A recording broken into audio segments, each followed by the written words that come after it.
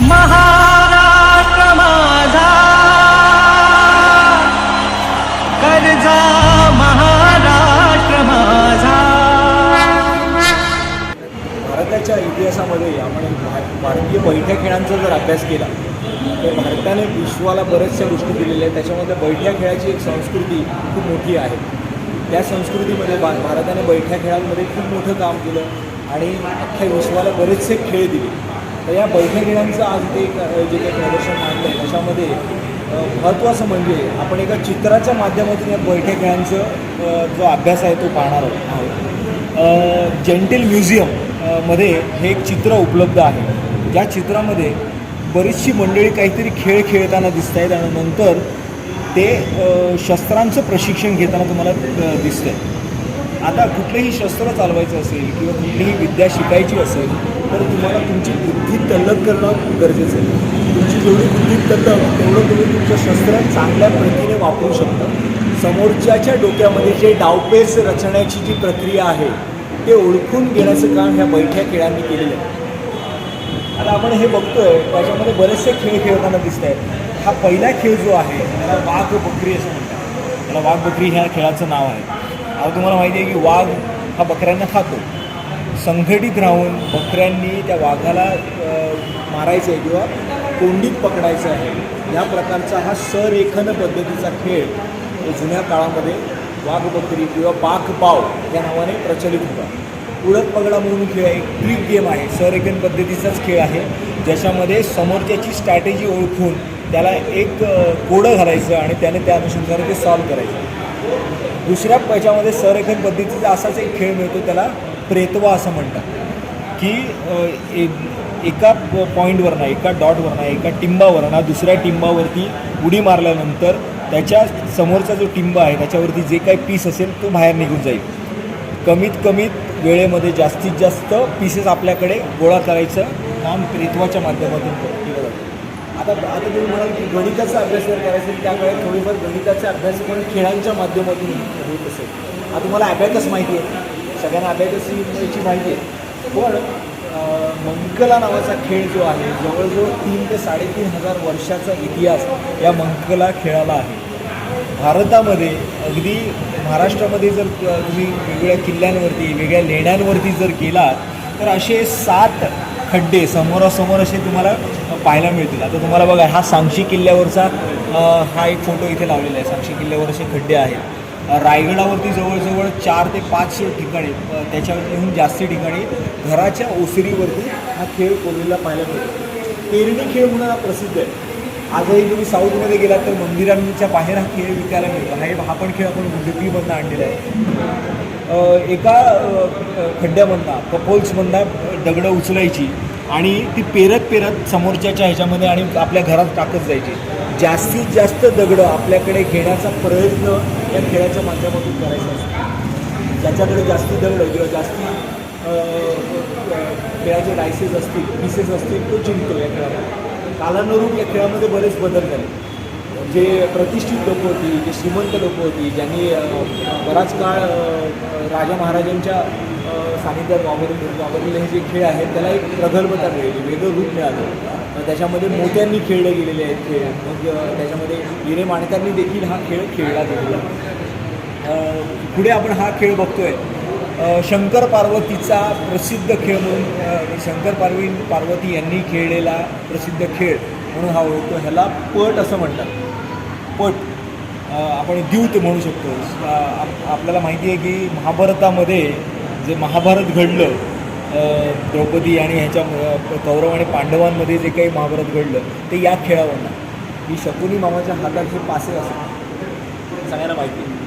आता तो हा खेळ किती जुना आहे निश्चितच खूप जुना आहे. का बऱ्याच लेण्यांमध्ये शंकर आणि पार्वती हा खेळ खेळताना दिसतात.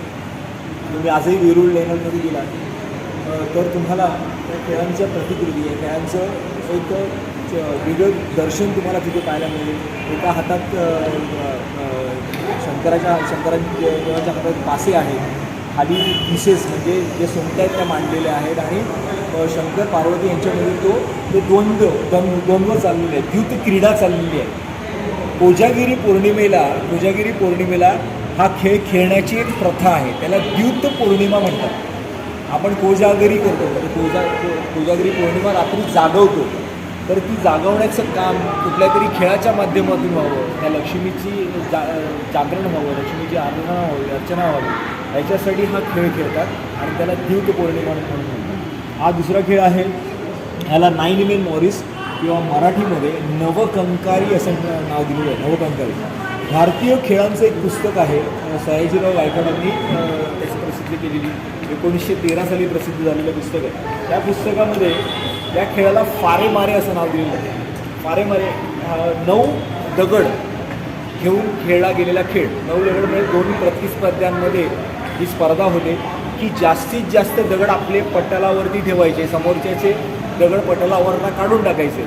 जो जास्तीत जास्त दगड आपल्या पटलावरती ठेवेल तो ह्याच्यामध्ये जिंकतो. संरेखन पद्धतीचा अजून एक खेळ.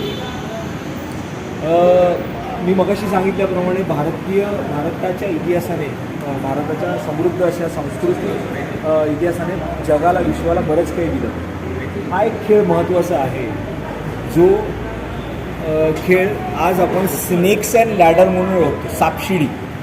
पण मूळ तत्त्व काय होतं, त्याचं मूळ संकल्पना काय होती, ते बनवण्याची संकल्पना काय होती, की चांगलं केलं तर चांगलं होतं, वाईट कृत्य केलं तर वाईट होतं.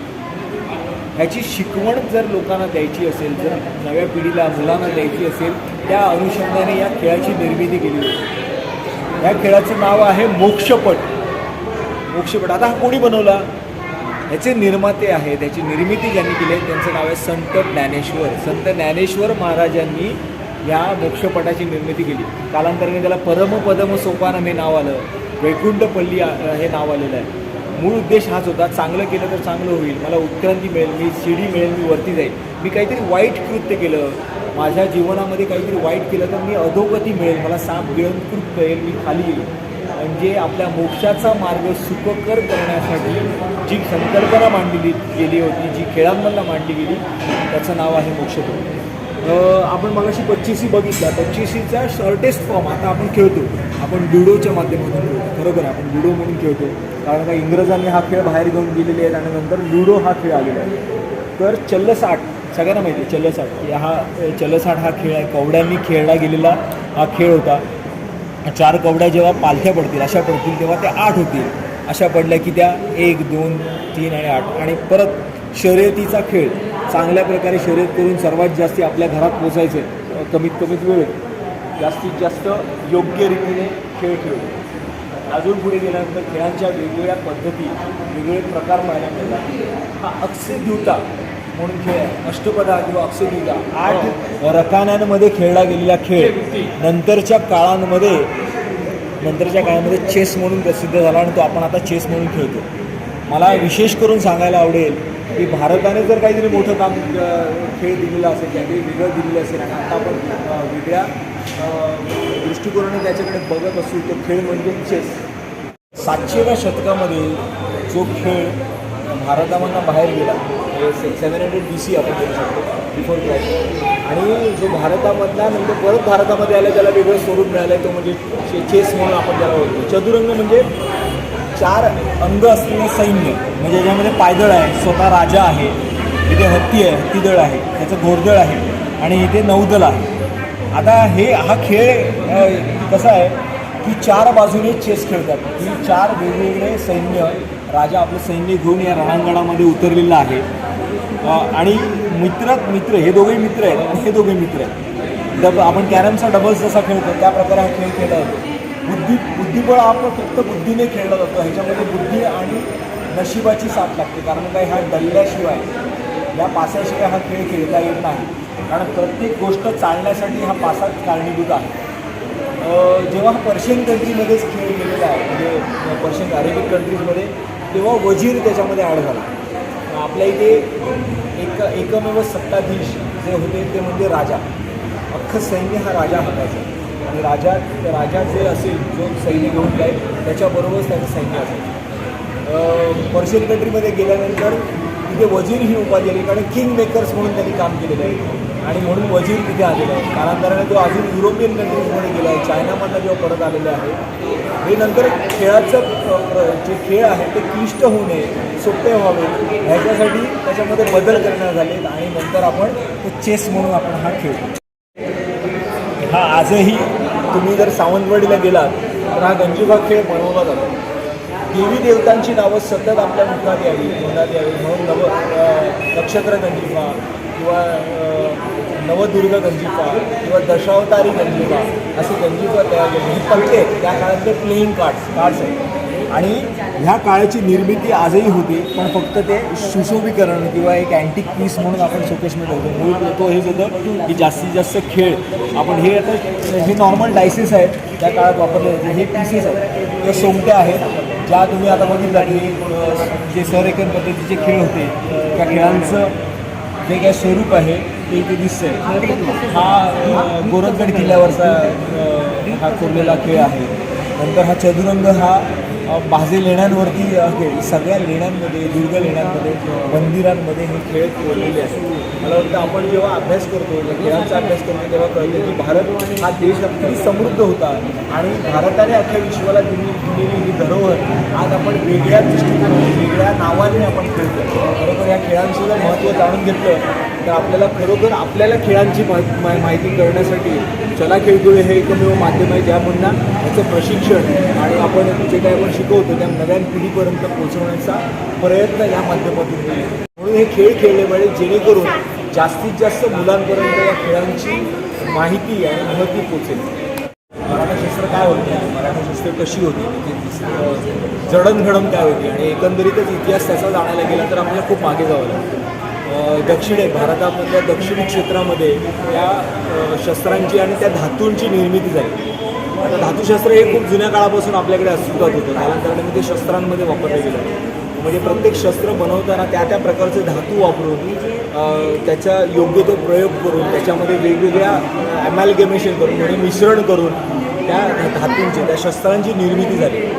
आता शिवकाळातली जर शस्त्र पाहायला गेलो तर ती शस्त्र कशी ओळखायची, ती पाहायची कशी, तर याचं उत्तम उदाहरण या मिनिएचर पेंटिंग्समधून मिळतं. आता हे मिनिएचर पेंटिंग जर तुम्ही जवळून पाहिल्यानंतर प्रत्येक महाराजांच्या प्रत्येक अंगरक्षकाकडे किंवा त्यांचे बॉडीगार्ड्स आहेत त्यांच्याकडे एक एक शस्त्र आहे. आता हे जर तुम्हाला दिसते महाराजांच्या हातात देखील त्यांचा पट्टा आहे किंवा त्यांची झोप तलवार आहे, त्यांच्या कमरेला त्यांची कट्यार आहे. इतर त्यांच्या मावळ्यांकडे आणि त्यांच्या ज्या अंगरक्षक आहेत त्यांच्याकडे देखील सरळ पातीच्या मराठा तलवार किंवा मराठा झोप ही सरळ पातीची होती. सरळ पात म्हणजे स्ट्रेट, त्याला वक्रपणा नव्हता.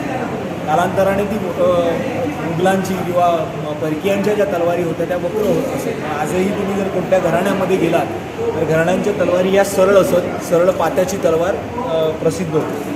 आता त्याच्यामध्ये वेगवेगळे बदल करण्यात आले. त्याच्यामध्ये असं होतं की वेस्टर्न कुठल्याही तलवारीला एक मूठ असेल तर त्या मुठीला प्रोटेक्शन देण्यासाठी, हाताच्या मुठीला प्रोटेक्शन देण्यासाठी त्याची त्याप्रमाणे निर्मिती केलेली आहे. आता महाराजांची तलवार कशी होती, महाराजांची तलवार अशी होती की दिसण्यासाठी ती खूप चांगली दिसायला पाहिजे. छत्रपती शिवाजी महाराजांची तलवार आहे तर ती गोल्डन एमरेल्ड डायमंड टाकलेली, त्याच्यामध्ये पाचू माणकं असे वेगवेगळे रत्नजडित अशी ती तलवार, जी भवानी तलवार आपण प्रसिद्ध म्हणून, ही फिरंग तलवार होती जी गोवलेचे सावंतांनी त्यांना भेट म्हणून दिलेली आहे. गोवलेचे सावंत म्हणजे माणगावच्या जवळचे हे सावंत आहेत, त्यांनी एक भेट म्हणून दिलेली आहे. आपण शस्त्रांचा अभ्यास प्रत्येक शस्त्र वापरताना छत्रपती शिवाजी महाराजांच्या युद्धशैलीमध्ये प्रत्येक शस्त्र हे वेगवेगळ्या ठिकाणी वेगवेगळ्या गोष्टीसाठी वापरतात. आता अफजल खानाला तुम्हाला माहिती आहे सगळ्यांनी, अफजल खानला मारलं छत्रपती शिवाजी महाराजांनी वाघनट वापरलेला आहे, बिचवा वापरलेला आहे. अगदी पावनखिंडीची जी लढाई आहे त्याच्यामध्ये विटाचा वापर झालेला आहे, धनुष्यबाणाचा वापर झालेला आहे, दगडांचा देखील वापर झालेला आहे.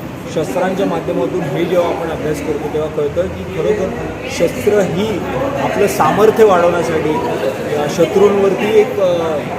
शत्रूंवरती धाक ठेवण्यासाठी हा त्याचा वापर केलेला होता. जेवढं चांगलं प्रगल्भ असलेलं चांगलं शस्त्र ज्याच्याकडे असेल तो ते युद्ध जिंकण्याचा आटोकाट प्रयत्न करतो. 6 ते 7 चार्ट आपण बघणार आहोत. 6-7 चार्टमध्ये शिवराई आहे, शंभूराई आहे, राजाराम महाराजांचे नाणे आहेत, नंतर पेशवे काळातली काही नाणी आहेत. तर आपण सुरुवात शिवाजी महाराजांच्या नाण्यापासून करू. शिवाजी महाराजांच्या नाण्याला शिवराई असं म्हटलं जातं. त्याच्यामध्ये 3 फ्रॅक्शन्स आहेत, पैसा, हाफ पैसा आणि क्वार्टर पैसा. पैसा पैसा म्हणजे पूर्ण शिवराई आहे, नंतर हाफ पैसा आहे, क्वार्टर शिवराई आहे. शिवराईच्या प्रत्येक नाण्याला आपण माहिती 2 बाजू आहेत. पहिली बाजू ऑबवस, दुसरी रिवर्स. ऑबवसमध्ये श्री राजा शिव, श्रीची वेलांटी दुसरी, राजामध्ये आणि शिवला शची वेलांटी पहिली. तसंच मागेची श्री आणि छत्र आणि पती. तर छत्र पहिल्या लाईनीत, दुसऱ्या लाईनीत पती, तर पतीची वेलांटी दुसरी आहे. तर हे शिवकाळातलं शिवराई आहे. तर त्याच्यामध्ये सेम हा आहे, हे जे नाणं आहे हे शिवराई पैसा आहे. देन हे हाफ पैसा आहे आणि हा क्वार्टर पैसा आहे. सेम शंभू महाराजांनी फॉलो केलं, पॅटर्न सेम आहे. फक्त जिथे श्री राजा शिव आहे तिथे शिवाच्या जागी शंभू आहे, पाठीमागे छत्रपती. नंतर रामराई आहे, ते श्री राजा राम आणि त्याच्यामध्ये मागची बाजू पुन्हा सेम आहे, पतीची बाजू पुन्हा सेम आहे. नंतर मग हे शाहू महाराजांच्या काळातल्या बऱ्याच वेगवेगळ्या व्हरायटी मिळतात, ज्याच्यामध्ये तुम्हाला जे कॅरेक्टर्स आहेत, जे नावं लिहिलेले आहेत राजांची, ते साव आहे, शाहू आहे, साऊ आहे, असे तुम्हाला बरेच व्हरायटी मिळतील. त्याच्यानंतर शिवराईमध्ये तुम्हाला एक प्रत्येक शिवराईमध्ये तुम्हाला वेगळे पण जाणवेल की त्याच्यावरती काही ना काही चिन्ह आहेत. जसं शिवपिंड आहे, शमीचं पान आहे, तलवारीचा आयकॉन आहे, चंद्रसूर्य तुम्हाला नाण्यावरती आढळते. तर ह्या चिन्ह असलेल्या ह्या सगळ्या शिवराई आहेत. तर ह्याच्यामध्ये आता मध्ये हे पण शिवराई आहे. ह्याच्यामध्ये श्री राजा शिव आणि ते क्रॉसमध्ये तुम्हाला तलवारीचं सिम्बॉल दिसेल. इथे वरती नाही दिसत आहे. तंजावर शिवराई मराठा आणि तंजावरमध्ये पण ज्या काही शिवराई पडतात त्याच्यामध्ये तंजावर शिवराई आहे. त्याच्यामध्ये तुम्हाला वेगळं पण जाणवेल की या शिवराई कम्पॅरेटिव्हली तुम्हाला जर कम्पेअर करायचं झालं तर तुम्ही कॉटन शिवराईच्या वजनाप्रमाणे कम्पेअर करू शकता. साधारण त्याच वजनाच्या असतात. आणि ह्याची जी कॅलिग्राफी आहे ती फार वेगळी आहे. तर कॅलिग्राफी आणि वजन या दोन्ही गोष्टींना तुम्ही ते कम्पेअर करू शकता. नंतर मग आपण इथे ओव्हरस्टक नाणं आहे. हे नागफणी नाणं आहे. त्याच्यावरती शिवराई पाडलेलं नाणं आहे. त्याच्यावरती नागफणी स्ट्रक केलेलं आहे. इथे तुम्हाला नागफणी दिसेल. हे नागफणीचं चिन्ह आहे. हे शिवराईवरती नंतरच्या काळात ओव्हरस्ट्रक केलेलं आहे. हे शिवराईची बॅनर्स होते. नंतर मग ब्रिटिश इंडियाचा काळ आपल्याकडे येऊन गेला. तर ब्रिटिश इंडिया काळामध्ये ब्रिटिशांनी जे कॉपर निकेलमध्ये जी नाणी पाडलेली तर त्यांचे आपण प्रत्येक डिनॉमिनेशन आपण इथे ठेवलेलं आहे. तर हे ब्रिटिश इंडियाचा काळ जेवढे पडलेले म्हणजे हा 1/12 आणापासून रुपीजपर्यंत जेवढे आहेत कॉपर निकेलमध्ये ते सगळे आहेत तिथे. तर ते तुम्ही बघू शकता. अगदी ह्याच्यामध्ये 8 आणा वगैरे पण आहेत, 4 आणे आहेत. पूर्ण सिरीज आहे. त्याच्यात सिल्वर वगैरे आपण कॅप्चर केलेलं नाही. तर नक्कीच तुम्हाला सर्वांना आज या शिवाजी महाराजांच्या पुरातन वस्तू पाहायला मिळालेल्या आहेत आणि आवडल्या देखील असतील. असेच प्रदर्शन बऱ्याच ठिकाणी आम्ही भरवत असतो. उद्याही गुरुवारी ऐरोलीमध्ये आमचं एक स्त्री आहे, त्यांचंही प्रदर्शन आहे. तर ते बऱ्याच ठिकाणी तुम्ही आम्हाला जिथे बोलवाल, म्हणजे मी शाळेसाठी पण आम्ही हे प्रदर्शन भरवतो. तुम्ही जिथे आम्हाला बोलवाल तिथे आम्ही हे प्रदर्शन भरवू शकतो. तसंच आपल्या गट्टा संस्थेबद्दल मी थोडंसं सांगेन. आपल्या गट्टा संस्था ही एक सामाजिक संस्था आहे जी विविध उपक्रम ऐरोलीमध्ये आणि इतर भागांमध्येही घेत असते. आपल्या गट्ट्याचा मेन हेतू आहे की जे काही पुरातन आहे ते नवीन पिढीपर्यंत पोचावं. मग ते शस्त्र, नाणी, खेळ जे काही आहे ते नवीन पिढीपर्यंत पोचावं आणि नवीन पिढीनी त्याच्यातून घडावं. हे आपल्या गट्ट्याचा मेन हेतू आहे. तर आपल्या गटाचा जो चला खेळ खेळूया हा एक कार्यक्रम असतो, ज्याच्यामध्ये आपण हे जे पुरातन खेळ तुम्ही पाहिले ते आम्ही मुलांना शिकवतो. ते कशाप्रकारे खेळले जातात त्याचे नियम सांगतो. आपल्याकडे 10-12 बोर्ड गेम्स आहेत, तसेच 10-12 आउटडोअर गेम्स पण आहेत जे 500 वर्षापूर्वीपासून खेळत आलेले आहेत. आता ते कुठेतरी लुप्त झाले आहेत आणि त्यांना नवीन जीवन मिळावं किंवा नवीन चालना मिळावी त्या खेळांना. त्यासाठी आम्ही हे पुनर्जीवित करून नवीन पिढीपर्यंत हे खेळ पोचवतो आहे. चला खेळ खेळूया या माध्यमातून. तसेच आपल्या गट्टा सामाजिक संस्था असल्यामुळे ब्लड डोनेशन कॅम्प, अवयव डोनेशन कॅम्प, बरेच ठिकाणी जे सामाजिक आता जिथे पूर आलं होतं तिथे मदत पोचवणं असे बरेच सामाजिक काम आपल्या गट्टा संस्थेतून होत असतं. आणि आपल्या जसं मी तुम्हाला म्हटलं की जुन्या गोष्टी नवीन पिढीपर्यंत पोहोचवणं म्हणजे त्यात आपली संस्कृतीही आलीच. तर संस्कृती पोहोचवण्यासाठी आपण गुढीपाडव्याला शोभायात्रा करतो. सेक्टर 10पासून ती शोभायात्रा चालू होते. तर त्या शोभायात्रामध्ये पण आपण एक ग्रंथदिंडी असते, आपली ग्रंथदिंडी, आणि एक मशाल असते जी घेऊन आपण ती दिंडी पूर्ण करतो. तर अशा प्रकारचे वेगवेगळे कार्यक्रम आपल्या कट्टा संस्था आयोजित करत असते. तुम्हाला जर या कार्यक्रमाबद्दलची माहिती हवी असेल तर आपला कट्टा संस्था यांची एक FB पेज आहे, तिथे तुम्हाला त्याची माहिती नक्कीच मिळेल. आणि आजचा जो हा कार्यक्रम भरवला होता, हे प्रदर्शन भरवलं होतं, ते अजून एक संस्था याच्यामध्ये होती, अखिल भारतीय मराठी नाट्य परिषद ऐरोली. तर आपल्याला माहिती नसेल तर मी सांगते की ऐरोलीमध्ये ही अखिल भारतीय मराठी नाट्य परिषदेची शाखा आहे आणि त्याच्यामधून नवीन नवीन नट घडत आहेत, नवीन नवीन नाट्य उपक्रम होत आहेत. तिथे एक नाटक उपक्रम आहे जिथे आपण एका कमी किमतीमध्ये म्हणजे 100 रुपयामध्ये 4 नाटकं वगैरे असे बरेच उपक्रम ह्या अखिल भारतीय मराठी नाट्य परिषदेमध्ये घडवले जातात. मुलांसाठी कार्यशाळा आयोजित केली जाते. तर ह्याहीबद्दल जर तुम्हाला माहिती हवी असेल तर अखिल भारतीय मराठी नाट्य परिषद FB पेज आहे, ती तुम्ही लाईक करा. तुम्हाला याबद्दलच्या माहिती आणि ह्या पुढील उपक्रमाबद्दलची माहिती नक्की मिळेल. आज मी तुम्हाला फक्त एक उपक्रमाबद्दल सांगू शकते. पुढच्या महिन्यात एप्रिल 16 आणि 17 शनिवार रविवार यावेळी चला भेटूया हा कार्यक्रम चेंबूर येथे आयोजित केलेला आहे. जर याची माहिती हवी असेल तर तुम्ही आपल्याकडं FB पेज लाईक करा. तुम्हाला तिथे धन्यवाद. गिरशी खरी किरीटा परी, गिरशी खरी किरीटा परी, लहरी भगवा ध्वजा, लहरी भगवा ध्वजा.